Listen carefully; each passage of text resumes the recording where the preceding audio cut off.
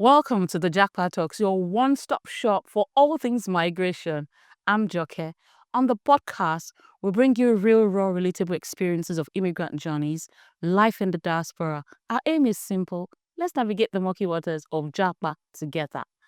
And on the show today, I have with me, Joshua. as usual, and we'll be talking about navigating black tax.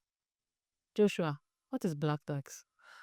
I'm not going to give you my own definition of that. Let's ask Google that question.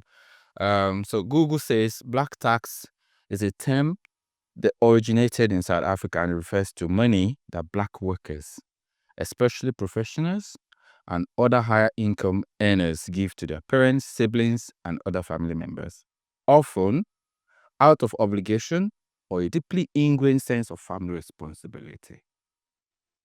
Out of obligation or a deeply ingrained sense of family responsibility.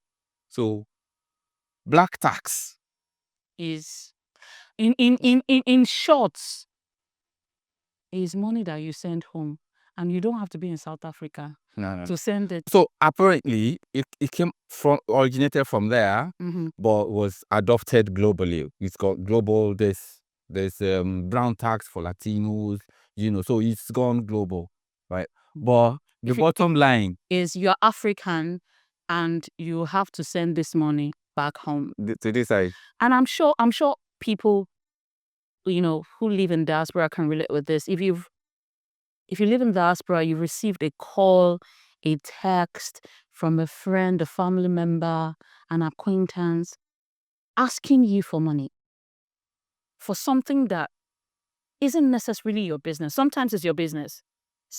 Most times it's not. And it can be quite overwhelming. It can be quite stressful. And I've heard a lot of, social media commentary around, black tax, people asking for money. And I think usually what I take away from it isn't the fact that people are complaining about people asking them for money.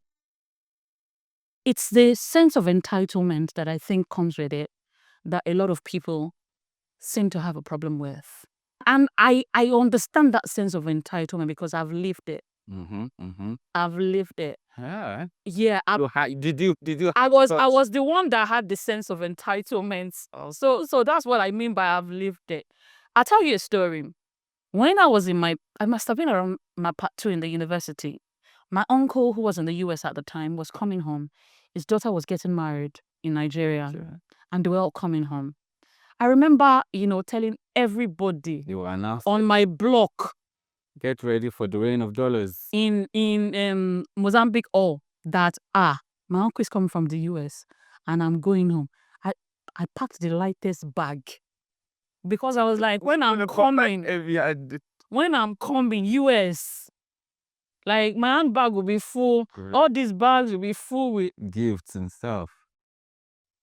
We went for the wedding. Wedding happened and everything. And then, as I was going, I must have gone to tell him I was going back to school like 50 times. Where what's happening? Wow, I'm going. I'll soon be going. You know that. And he ended up counted money, Crip's note, and then he handed it to me. So, then I how many dollars? Then I started counting this money. It was 50 naira, 50 naira, 10. I can never forget 500 naira. I entered a bus from Ife to Ushudi. That year, 200 naira. When I was going for the wedding, 200. So plus the other movement that I knew must have been like another 100 naira. So I invested 300 naira to go and collect 500. I couldn't be, for a very long time, I couldn't forgive my uncle. I kept saying to myself, it was stingy. Yeah. It was after I moved out of Nigeria that I realized that he would and I'm using this opportunity to apologize. Oh yeah? Because the entitlement I had way back then, I now come from a place of understanding that it isn't really easy for people outside the shores of Nigeria Give you money. to give you money. So even if they give you 50 naira, please be grateful for it. Did you feel your uncle had much more that he could have given, that he was holding it back? Or did you think you deserve more than the 500 naira? Because that's where the sense of entitlement Well, comes from. I don't think it was. I don't think it was me thinking that I deserved more, because it wasn't like there was anything I was doing for him anyways. Do you get? It wasn't like there was. You're being honest. Yeah. It wasn't like there was anything I was doing for him anyways. It was the fact that I thought, it wasn't even the fact that I thought he had more. It was the fact that I thought that you are in the US. That's the bottom line. How can you give me 500 naira? You get? And a lot of people, it's not different. I'm talking. This was been around 2002. We're 23 years, after, and that sense of entitlement has not dwindled a single bit. If anything, it has multiplied, and it puts people under a lot of pressure. I get it when your parents are back home. You've got to send money to them to take care of things. Things are very expensive in Nigeria at the minute. And so they've got to feed, they've got to, get by, pay bills and all that. But it's important that people come from a place of understanding that people who are out here also have to deal with a lot. And half the time, the income you're making cannot even match up with the bills that you've got to pay.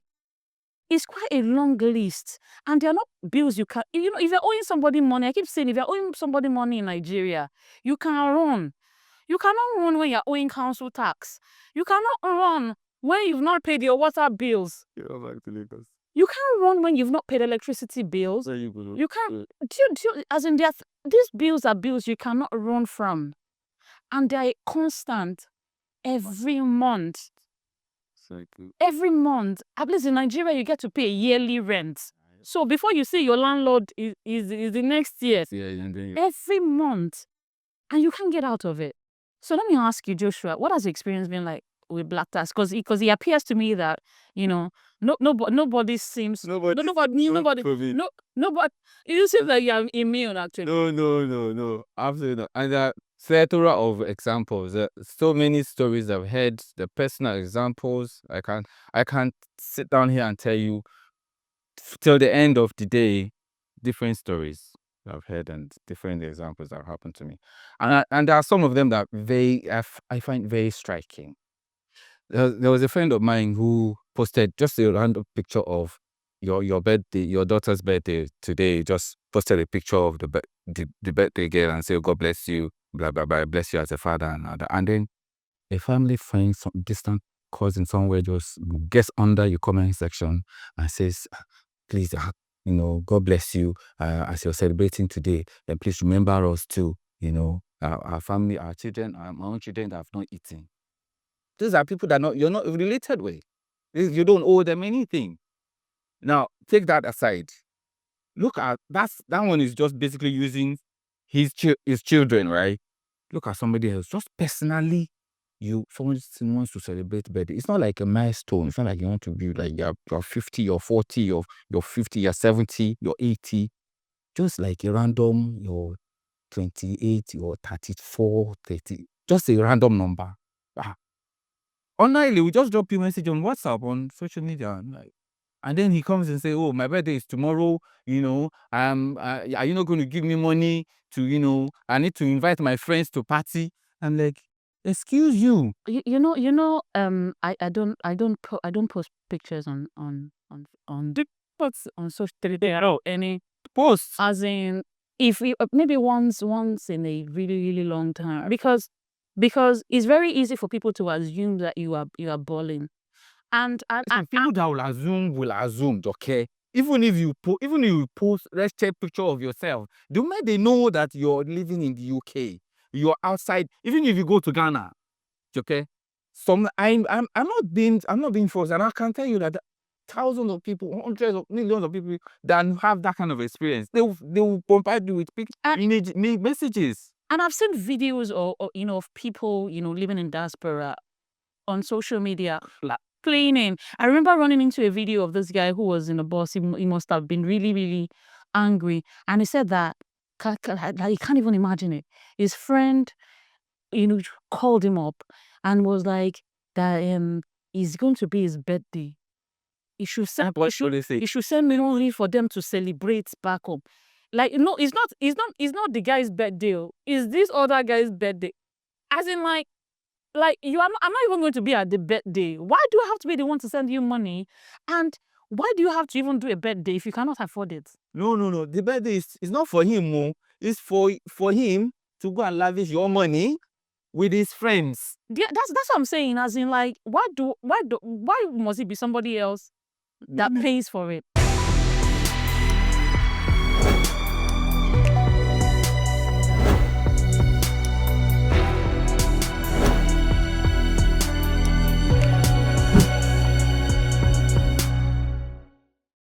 I'm sure many of you have got loads of stories around black tax and how you've been navigating it.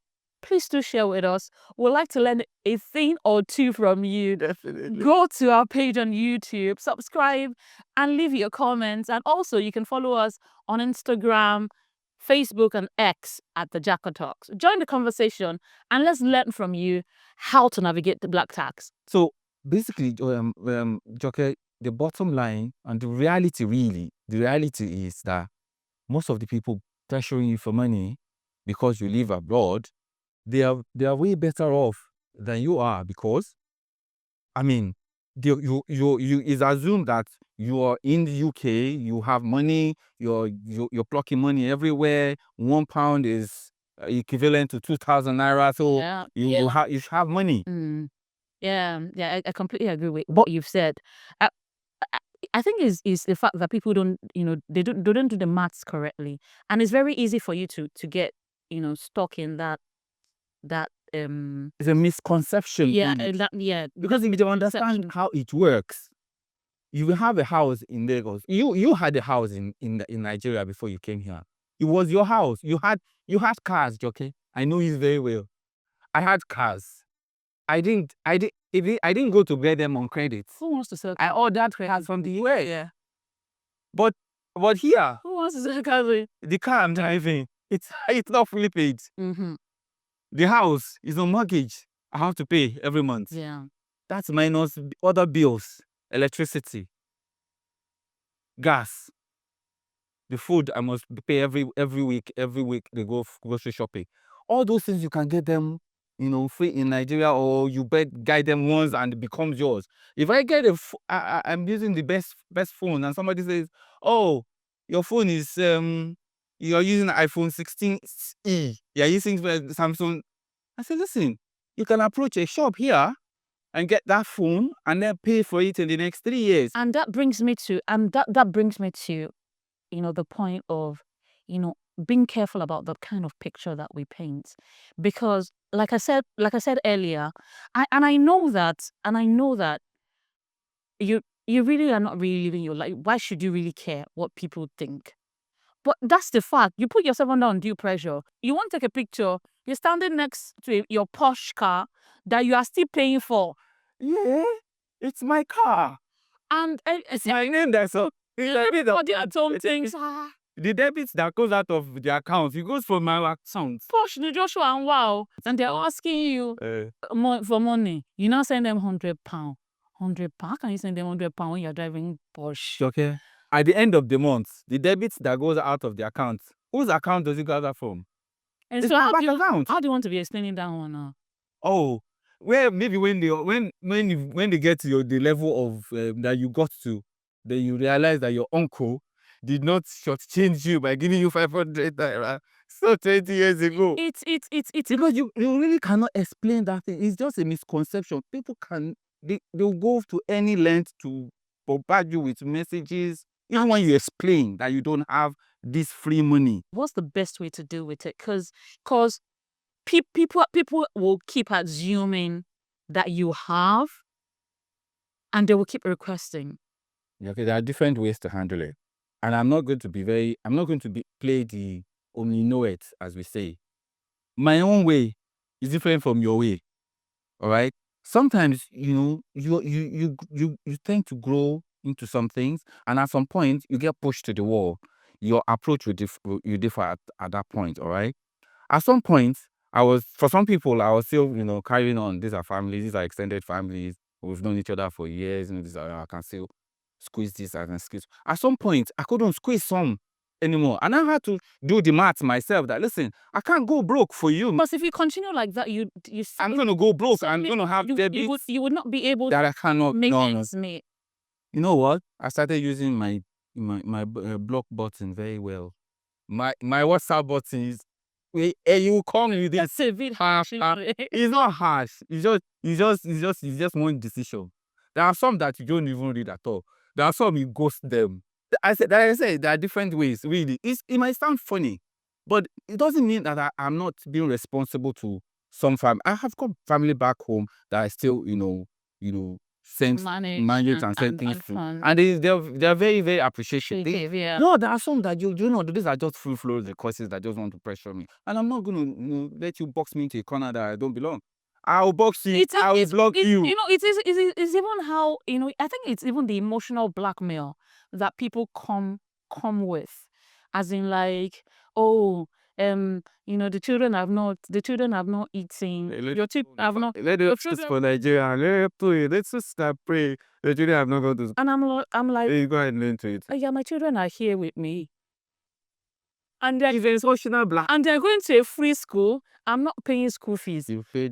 You are paying tax. Yeah, but I'm paying tax. And I get to pay for that. Do you get, as in, but yeah, maybe not block. What I do is I try to explain. And I expecting that you go explain Taya. As in, I try to explain. Like, maybe the first time you come to me with a request, I kind of like somebody told me my landlord wants to sell the house that we are in, and I'm looking for 700. That's 700,000. I'm like, sorry, out of this 700,000, and I don't understand why this 700,000 that you have mentioned now. Where is it supposed to come from? As in, or there was someone. He's done the arithmetic. He knows how much you sell. There's someone that I know who lost her dad, and then she reached out to me and she told me that she's the firstborn, and the money that they've allocated to her, she mentioned the million naira, and I pretty much said I actually didn't even respond. And after a while, when she I was like, see, I don't even know where to start from, because you have come now and you have told me that they've allocated 3 million to you. If I give you 20,000 out of 3 million now, how will it help you? It can't. Do you understand? It can't help you. So what I try to do is, so I'll be like, see, I've got a lot to do with, and it's not a lie, it's just the truth. The system is structured in a way that you cannot get out of anything. You can take a lot of things in credit, but you gotta pay it back. You will pay it back. You will pay it. If you run, you cannot. You take it on credit, but you will pay it back. I then, explain. When I explain to you, and it appears that you don't get the message, but okay, I would just stop responding. Okay, for those ones that are asking you to dash them, what about those that are asking you, that are pleading, asking, just borrow me, just give me a loan, I'll pay you back, but they never pay you back? So as a standard rule, I never borrow people money that I can't give them, and it's just personal, because I will know that if you don't return it back to me, it would be painful and it will ruin a relationship. So if you tell me borrow me 1 million, and it's 50,000 that I have that I can give up to you, I'll just say, see, I don't have the money you've asked for. However, I'm giving you this to, take care of at least maybe part of, but yeah, exactly. That's how I manage that. That's how I manage that. But I think people need to show a bit more understanding, and understand that when people cross over here, it's hard for people. It's hard for a lot of people, and maybe they don't talk about it enough. I think it is the wrong. You talked about the social media, yeah, and that's why a lot of people post, give wrong impression about social media, what's the flashy life and all that. So it fuels the requests from people. But there are people that are genuinely honest about their situation. For instance, my family knew what I'm doing here. They knew how I was struggling when I first got here. It was the weather. First 40 years of my life, I've been living in direct sunlight every day. And then all of a sudden, I'm here. I was almost dying because of the cold. My family knew I was struggling. So they empathized with me. They were calling me every day. But there were friends who felt, Josh is in the UK. His request. Such that it became every time you discuss a conversation, I could predict when Mr. A gets in touch with me today to say hello. That's what's I know that in the next 5 hours, that's he's going to ask me for money. next. I think the crucial conversation to have is about being kind to each other, both the giver and the person who is making the request. If someone gives you 5,000 naira of their sweat, you probably don't understand how much back-breaking work has gone into earning that 5,000. Please be grateful for it. It isn't easy out here. People never talk about their struggles, but it's the reality. It isn't. You may even have a savings. Half the people I know, they cannot save 10 pounds. 10 pounds. They can't save it. They know where their salary is going. Their next salary is going into a lot of debts. And then when you bring a request and they manage to prioritize you and send you something, don't look down what they've sent to you, because it's out of nothing. If they're not saying it to you, it's because they probably don't want to add to your burden. Yeah. And obviously people who are also giving, do it in a way that is wise, because it really doesn't make any sense for you to be languishing in debt. And you're sending all your money. And you're sending your money home. I know people who think that. You're constantly sending your. I remember a friend of mine told me that he was going home, and he maxed out his credit card, buying iPhones for people, because he knows that when he gets home, they're going to be wondering why he didn't bring anything back. Abi, it's Primark that you bought. Not to mention, so someone also mentioned to me that if somebody came home from the UK and they just bought Primark. It's even crazy that people know the plan. They know the brand, they know the stores, they know how much it goes for. Like, they can afford it. They just go to your store, the biggest stores in Lekki. You walk in and pay at once. When I was like, when the person had brought Primark, the Primark, I was like, do you know how much? Do you know how much you will spend in Primark to get you to let's not be like that. So if you've got experiences regarding navigating black tax, or would like to share with us things that people can do, to better manage relationships around money, because half the time it ruins relationships when not properly managed, please share with us on our YouTube page. And don't forget to subscribe, of course. Hit the button. And yes, go to Facebook also. Join the conversation on Instagram. And let's learn a thing or two from you. That's what this community is for. Sure. Till we're coming your way again next week. I'm Joke. I'm Josh. Bye for now. Bye.